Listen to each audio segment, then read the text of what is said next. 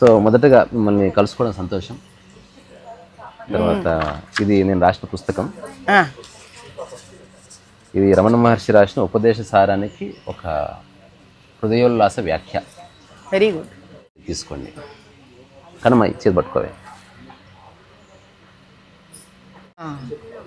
అంటే నేను రాసిన పుస్తకం చేతి రాత పుస్తకం, అబ్బాయి చేత్తో రాసి దీని పుస్తకం కింద ప్రచురణ జరిగింది. చెప్పు నాయన. ఇప్పుడు పెద్ద ఆమె కూర్చుని ఆమె చేతికి ఇచ్చే. అడగండి అడగండి అడగండి అడగండి. ఇప్పుడు హోమం చేస్తున్నారు కదా. అవును. ఏమైనా కోరిక ఉందా? ఎందుకు కోరిక ఎందుకు ఉండాలి? ఇప్పుడు చాక్లెట్ తింటాం. ఎప్పుడు నేను నీతో మాడుతున్నా, నువ్వు నాతో మాడుతున్నావు, ఏం కోరికలతో? అంటే ఏదన్నా హోమం చేస్తున్నారు అనుకో, దానికి ఒక చిన్న రీజన్ ఏదో ఉండే ఉంటుంది. ఏమీ లేదు, ఏ రీజన్ లేదు. నాకు ఆ హోమం చేసుకుంటే ఆనందం వస్తుంది. ఆనందానికి రీజన్ ఎందుకు కావాలి? ఆ అమ్మవారిని అలా తలుచుకుంటూ తలుచుకుంటూ నేను తినే నాకు ఇష్టమైన చక్కెరకేళి పండు ఆమెకి ఇస్తా, నాకు నచ్చిన గులాబీ పూలు ఆమెకి ఇస్తా, నాకేమి ఇష్టమో అవి ఇస్తుంటాను, నాకు ఎవరైనా తెచ్చిచ్చినవి నేను తినాలి కాబట్టి ఒక పాళ్ళు ఆమెకి ఇస్తుంటాను. అట్లా ఆమె నాకు గుర్తుకొచ్చినప్పుడు ఆమె నేను కూర్చొని సంభాషించే ఒక పద్ధతి నాకు హోమం. ఎందుకంటే ఈ హోమంలో కోరిక ఏమీ ఉండదు. కానీ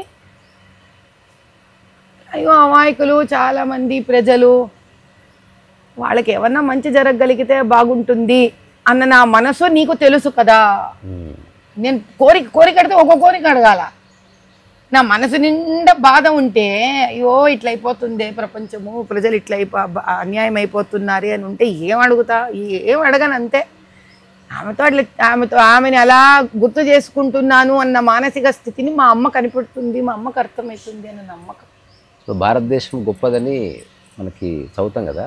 అవును. ఎందుకు గొప్పది అని ఒకవేళ యువకులకి లేకపోతే మన భారతీయులకు చెప్పాలంటే, ఎందుకంటే భారతదేశంలో ఉన్న ఒక అద్భుతమైన విషయం ఏమిటి అని అంటే బంధాలు, బంధుత్వాలు, బాంధవ్యాలు. అంటే అమ్మ, నాన్న, అక్క, చెల్లెలు, అన్న, తమ్ముడు, భార్య, భర్త, గురువు, దైవం, అతిథి, దైవం. ఇవి బంధాలు, బాంధవ్యాలు, బంధుత్వాలు. వీటిలన్నిటి మధ్యలో ఈ బంధాలని కూడా న్యాయబద్ధంగా, ధర్మబద్ధంగా ముందుకు తీసుకొని వెళ్ళాలి అన్నది సనాతన ధర్మం ఏర్పాటు చేసుకుంది. అంటే నువ్వు భార్యగా భర్త పట్ల ఎట్లా ఉండాలి, భర్త భార్య పట్ల ఎట్లా ఉండాలి, పిల్లలు తల్లిదండ్రుల పట్ల ఎట్లా ఉండాలి, తల్లిదండ్రులు పిల్లల పట్ల ఎట్లా ఉండాలి, గురువు శిష్యుల పట్ల ఎట్లా ఉండాలి, శిష్యుడు గురువుల పట్ల ఎట్లా ఉండాలి, మనం దైవం పట్ల ఎట్లా ఉండాలి, మనం అతిథి పట్ల ఎట్లా ఉండాలి. అంటే ఒక రకంగా ఇది జీవిత రాజ్యాంగం, జీవన రాజ్యాంగం. అంటే ఒక రాజ్యం ఎలా పరిపాలించాలనేది రాజ్యాంగమైతే ఇది ప్రజాంగం అనుకో. అంటే ప్రజలు ఎలా జీవించాలి అని చెప్పబడిన ఒక అద్భుతమైన ఈ విధానమే సనాతన హిందూ ధర్మం. అయితే ఇందులో ప్రాణం ఉన్నవి, ప్రాణము లేనివి అనేది లేదు. ఆశ్చర్యం. అంటే మనము భారత భూమి, భారత మాత అంటే ఆ భూమి లెక్క ప్రకారం జీవం లేనిది లెక్క ప్రకారం. కానీ ఆ భూమికి జీవం ఇస్తాం, దాంతో బంధం ఏర్పరచుకుంటున్నాం. స్థానం ఏది? తల్లి స్థానం. ఆ తల్లి ఎవరు? మాతృదేవో భవ. మరి బంధం బాధిస్తుందని మన ఆధ్యాత్మిక శాస్త్రాలు చెప్తున్నాయి కదా. బంధం ఎందుకు బాధిస్తుంది అని అంటే ఆ బంధం ఏర్పడినప్పుడు ఆ బంధం కోసం స్వార్థం వస్తుంది.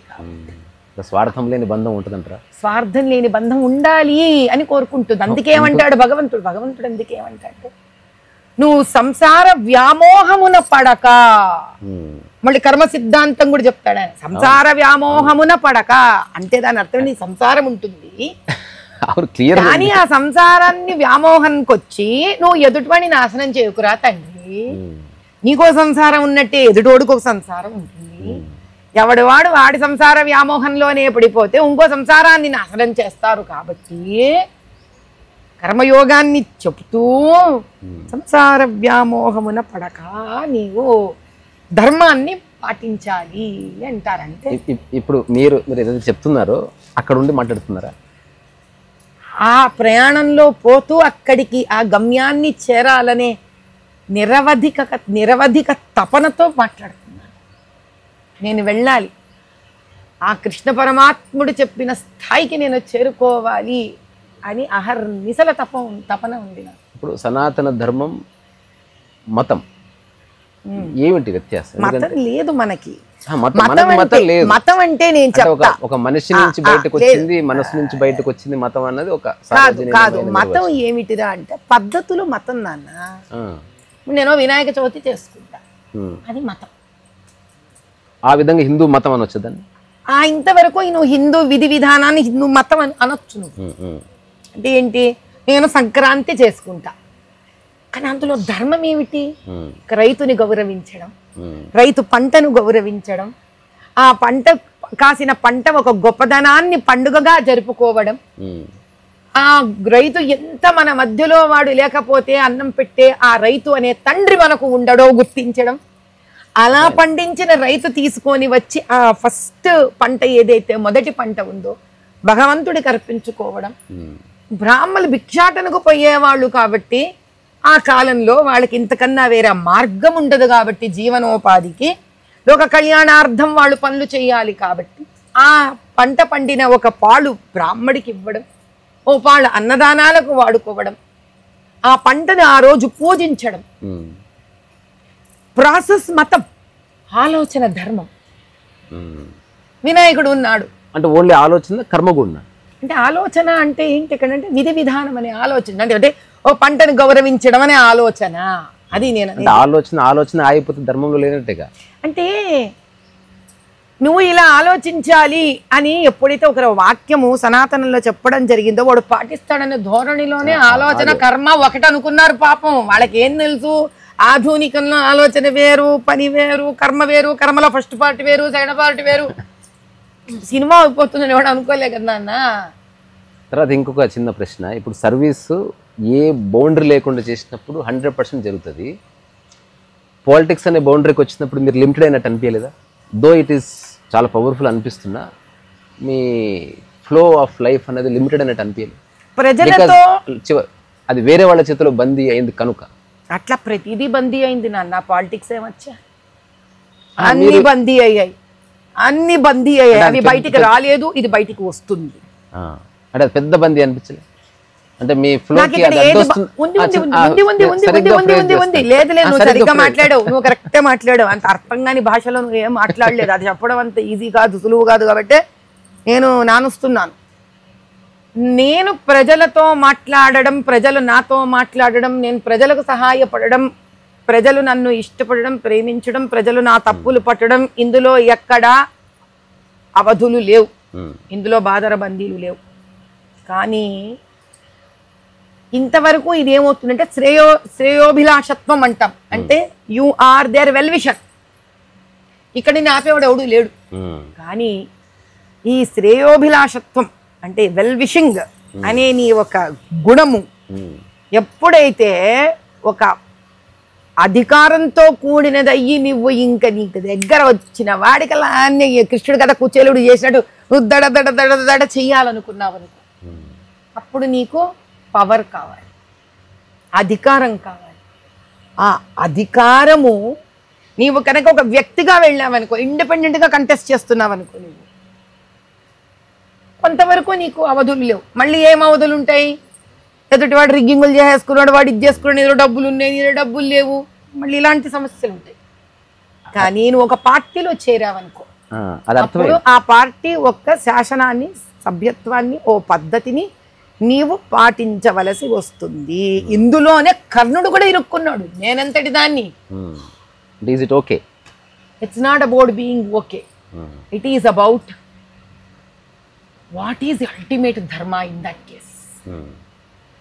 నీవు ఏదైతే అనంతమైన ధర్మం అనుకుంటున్నావో నీ ప్రజలకు చెయ్యాలనేది, ఆ ధర్మం కోసం నువ్వు అన్నిటినీ కాదనుకోని బయటికి రాగలుగుతావా అనేది ధర్మం. సత్యం కోసం, న్యాయం కోసం అన్నిటినీ నువ్వు కాదనుకోని బయటికి రాగలుగుతావా అనేది ధర్మం. ఆ ధర్మ ప్రయాణంలోనే నేను ఉన్నాను. ఎగ్జిట్ ప్లాన్ ఉందా? ఎందుకంటే యుద్ధం కూడా ఒక చోట ఎగ్జిట్ అవుతుంది.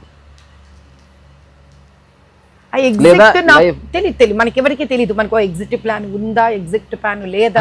ఎందుకు ఆ మాట అంటున్నానంటే, if there is no exit plan, మనం చేస్తున్నది కరెక్టా కాదా అనేది మనకి ఎప్పుడు తెలియదు, రిజల్ట్ తెలియదు. ఇప్పుడు ఉదాహరణకి హోమం ఉందనుకోండి, ఒక చోట ముగిస్తుంది అది.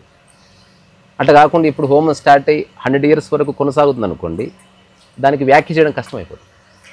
సరే, నాకు దీని గురించి నా వరకు, నా జీవితం వరకు, మీ జీవితం నేను అడిగేది మీ గురించి. నాకు వ్యాఖ్య మీద ఇంట్రెస్ట్ లేదు, నాకు రిజల్ట్ మీద అస్సలు వ్యామోహం లేదు. మరి మోటివేషన్ వస్తుందా? వినండి, ఇంట్రెస్ట్ లేదు. ఈ హోమం, మీరు మంచి ప్రశ్న వేశారు నా హోమం గురించి అడిగి. నా హోమం ఎంతవరకు సాగుతుంది తెలుసా? మీరున్నంత వరకు కాదు. ఈరోజు నా మనసు నన్ను ఎంతవరకు హోమం చేయడానికి తీసుకొని వెళుతుందో అంతవరకు చేస్తా. ఇప్పుడు భోజనం ఉంది, నేను ఎంతవరకు తినగలం? ఆకలి తీరే వరకు. కాబట్టి దీనికి ఈరోజు ఒక పాయింట్ వస్తుంది, అంతవరకు చేస్తా. అంటే దీని అర్థం ఏంటి? ఏదైనా నా మనసుకి, నా మనసుతో ఎంత చేతైతే ఎంతవరకు నన్ను ఆహ్లాదంగా తీసుకొని వెళ్ళగలిగితే, బలవంతంగానో ఇబ్బంది పెడుతున్నానో, గొంతు మీద ఎవరో మెడ మీద చేయి పెడుతున్నట్టు ఏదో రూల్ లాగో చెయ్యను నేను. నా వాళ్ళ కోసం, నా ప్రజల కోసము, నా చుట్టుపక్కల ఉన్న ఒక వాతావరణం కోసము, ఈ ప్రకృతి ఆహ్లాదంగా ఉండడానికి నాకు అర్థమైన భాషలో నేను భగవంతుడి సంపర్కంలోకి వచ్చే విధానం ఇది. కాబట్టి ఎప్పుడు ముగుస్తుందో నాకు తెలియదు. ఎప్పుడు ఆ తృప్తి ముగిస్తే నేను శారీరకంగా అలసిపోవచ్చు, జపం చెప్పి మానసికంగా అలసిపోవచ్చు, శుష్కించవచ్చు.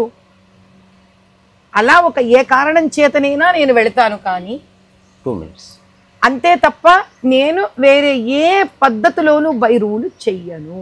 కాబట్టి నా ఎగ్జిట్ ప్లాన్ ఏంటో నిర్ణయించాల్సింది కూడా భగవంతుడి ప్రాబ్లం, అది నా ప్రాబ్లం కాదు. ఓకే. చివరికి ఒక్క ప్రశ్న. ఇప్పుడు పాలిటిక్స్లో అపోనెంట్ని తిడతాం కదా, అవును, లోపల ద్వేషము వైమనస్యత ఉంటుందా, లేకపోతే జస్ట్ వర్బాటిమేనా? నా మనసులో లేనిది నేను బయటికి చెప్పను. నేను పాలిటిక్స్లో ఎవరిని కూడా ప్రత్యేకించి వాళ్ళ స్వార్థంలో ప్రజల కనుక ఇబ్బంది పడకపోతే నేను ఆ పాయింట్స్ ఈ రోజు దాకా ఎత్తలే. ప్రజలను ఇబ్బంది పెట్టేదైనా కానీ, స్త్రీని అగౌరవపరిచేదైనా కానీ, ఓటర్ని మోసపరిచేదైనా కానీ, వాళ్ళ అభివృద్ధికి మాట ఇచ్చి మోసం చేసి వాళ్ళని అనవసరంగా వాళ్ళ ఏమంటారంటే వాళ్ళ వైపు లోబరుచుకొని చేసేది ఏవైనా ఉంటే అధర్మమైనవి నాకు అనిపిస్తే నేను మాట్లాడేది మనసులో నుంచి మాట్లాడతాను. నాకు పైకి మాట్లాడాల్సిన అవసరము లేదు, నాకు ఆ రాజకీయం చేయాల్సినంత తపన లేదు. తర్వాత దీనివల్ల శత్రువులను చేసుకుంటానంటే చేసుకుంటున్నానేమో, ఇంకంత ప్రాసెస్ అది అంతా కృష్ణార్పణం, శివార్పణం, కృష్ణార్పణం, పరమేశ్వరార్పణం. ఎందుకంటే ఇప్పుడు మీ యొక్క ఆపోనెంట్లో కూడా శివుడినే చూస్తున్నారా? మీరు స్పిరిచువల్ బీయింగ్ కాబట్టి ఈ ప్రశ్న అడిగా, పొలిటీషియన్ అడిగేవాడిని కాదు. నా ఎదుటివాడిలో నేను శివుడిని ఎంత చూస్తానో నాకు తెలియదు, కానీ అధర్మాన్ని జరుగుతుంటే అధర్మమైతే చూస్తా. నేను శివుడిని నా ఓటర్లో చూస్తానయ్యా, అక్కడ ఇరుక్కుపోయాను నేను. నా శివయ్యని ఓటర్లో చూశాను కాబట్టి ఇరుక్కుపోయాను నేను. ఇంతకుముందు ఇంటర్వ్యూలో మీరు ఈ పాయింట్ చాలా స్ట్రెస్ చేశారు. Because everything is there in the voter. Voter change అయితే పాలిటిక్స్ మారుతాయి. ఆ ఓటర్ కోసమే నేను బయటికి వచ్చాను. నన్ను మానసికంగా చంపేస్తున్నది ఓటరే నన్ను. లేకపోతే నా ఎగ్జిట్ ప్లాన్ ఈజీగా ఉండేది, నన్ను బయటికి వెళ్ళిపోయేదాన్ని. నన్ను వాళ్ళు ప్రేమించి నన్ను ఇరికించేశారు. అసలు వాళ్ళు కనుక నన్ను ద్వేషించుంటే, ఇక్కడ నన్ను బయటికి పోతే అంటే ఇక పోనీలే పాపం వాళ్ళకి నేను ఇష్టం లేదని వెళ్ళిపోయి ఉండేదా. భగవంతుడు నన్ను ఇరికిచ్చేసాడు అక్కడ. కోణం లేదులేండి, మళ్ళీ ద్వేషించే కోణం. అదే, అందుకే ఇరుక్కుపోయాను నేను. ఒక వ్యక్తి చిన్న పోయిటిక్ గా చెప్పాడు, ఓటరు వాటర్ లాంటి వాడు, బట్ కాన్సిక్వెన్సులుగా క్వార్టర్ అయిపోయాడు పాపం. తర్వాత చివరగా ఎత్ర నార్యంతు పూజ్యంతే రమంతే తత్ర దేవత అంటారు కదా. ఒక స్త్రీగా, స్త్రీ యొక్క సిగ్నిఫికెన్స్ జస్ట్ మీరు అనుభవిస్తూ చెప్పండి, సెలవు తీసుకుంటాను. ఎప్పుడు ప్రపంచం స్తంభించిపోయిందనిపిస్తుందో, ఎప్పుడు న్యాయం ధర్మం వచ్చి ఆగిపోయిందనిపిస్తుందో, ఎప్పుడైతే ఆ ధర్మము న్యాయం ఇవ్వడానికి పురుషుడే ఇంకా లేడనిపిస్తుందో అప్పుడు స్త్రీ వస్తుంది. అది స్త్రీ, అది శక్తి. అన్నీ ఆగిపోయాక ఇచ్చే సొల్యూషన్ ఈజ్ ఉమెన్. అందుకే అప్పటిదాకా స్త్రీ బయటికి రాదు. బయటికి వచ్చింది అని అంటే ఏ మగవాడు చెయ్యలేకపోయాడు ఈ పని అని గుర్తుపెట్టుకోండి. ఆ రోజు స్త్రీ బయటకు వస్తుంది. అంతవరకు చూస్తూ ఉంటుంది ఎవడో. ఇక్కడ నుంచి మీలో ఉన్న స్త్రీకి, మాతృత్వానికి, తర్వాత మీ యొక్క భక్తికి తర్వాత మీ యొక్క వాగ్దాటికి శిరస్సు నుంచి నమస్కారం చేస్తున్నా. Shri Saraswati. Thank you so much. పరమేశ్వర అర్పణమస్తు.